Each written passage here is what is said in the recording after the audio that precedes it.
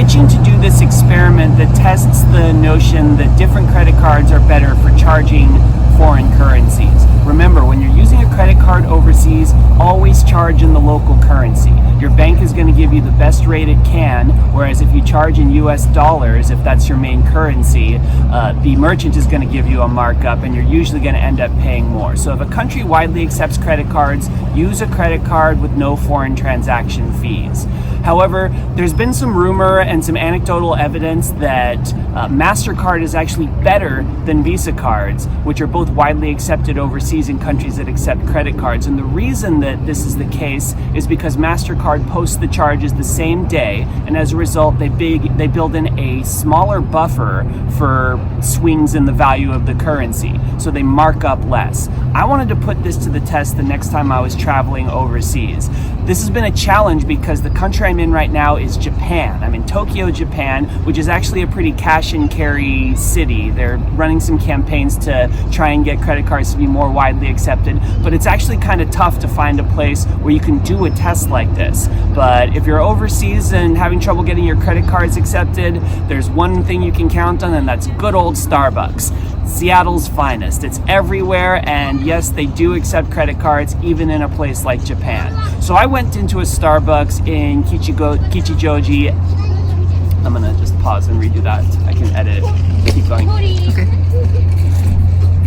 So I went to a Starbucks in Kichijoji and I bought 3 espressos. One of them I used my Chase Sapphire Preferred Visa card. The second one I used my Barclaycard Arrival Plus World Elite Mastercard. And the third one, just for shits and giggles, I used my American Express Gold card. So we're gonna log on now and see what the different exchange rate I was given. So we're going to log on now and see what dollar values posted to my 3 different credit cards for the same product. I ordered a single espresso 3 times. Each one was 341 yen. We're going to see what that translated to on a Visa card, a Mastercard, and an American Express card. All right, we're ready to see the results of this experiment, but first I have something weird to report, which is that the Visa and MasterCard transactions posted, but the American Express transaction did not. In fact, it never posted. So I guess in Japan they don't know how to run American Express, or Amex decided to buy me a free cup of coffee. So thanks, Amex. But here we're looking at here we're looking at the back office of my Chase Sapphire Preferred, and here's the transaction highlighted in red. As you can see, 291 yen ended up posting as $3.15 when I purchased a cup of coffee at Starbucks in Tokyo, one of the many Starbucks in Tokyo. Now let's see what happened with an Mastercard. I can't talk. With my Barclay Arrival Plus card, which is a World Elite Mastercard, the same transaction within minutes of the first one posted at $3.14 for the same product in the same store.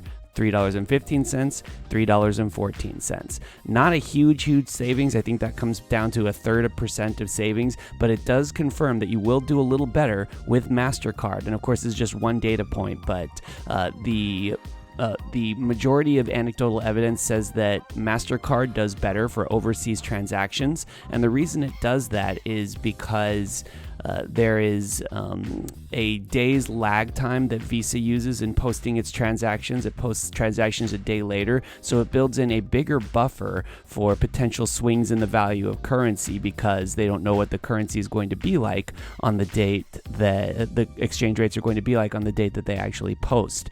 So travel rewards, points earning and travel savings is partially about getting these valuable points currencies, but it's also partially about saving money when you're abroad. So part of that is using a card with no foreign transaction fees, like the Barclay Arrival Plus or the Chase Sapphire Preferred or the American Express Gold card, and choosing the card that is going to get you the best exchange rate, in this case a Mastercard.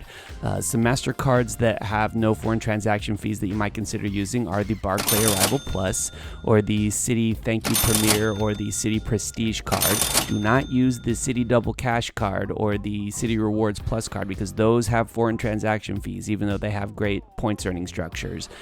Another one to consider using is the Virgin Virgin Atlantic World Elite Mastercard, which has no foreign transaction fees and earns 1.5 Virgin Atlantic Flying Club miles for every transaction. So that's a great choice. Plus the Barclaycard Arrival Plus and the City Prestige and City Premier. If there's any I forgot, think of them, but you might want to consider stocking up on an American Express card with no foreign transaction fees for all the free fucking travel you're going to be doing to these foreign lands.